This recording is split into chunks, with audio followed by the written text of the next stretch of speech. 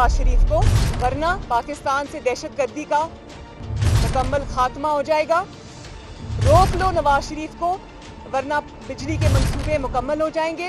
रोक लो नवाज शरीफ को, वरना सीपैक मुकम्मल हो जाएगा। तो हमारे पास भी बहुत रास्ते थे। इम्यूनिटी का सहारा लेकर हम भी इक्तदार के इवानों में छुप सकते थे। हम भी कमर दर्द का बहाना बना के गाड़ी को अस्पताल की तरफ मोड़ सकते थे। नथिया गली के सरकारी रेस्ट हाउस में जाके छुप सकते थे। उस दिन से खौफ खाओ जब नवाज शरीफ अपनी कहानी अवाम के पास लेके जाएगा। उसको इस नहज पे मत लेकर जाओ। जो कुछ उन्होंने मुझसे पूछा मैंने उसका जवाब दिया।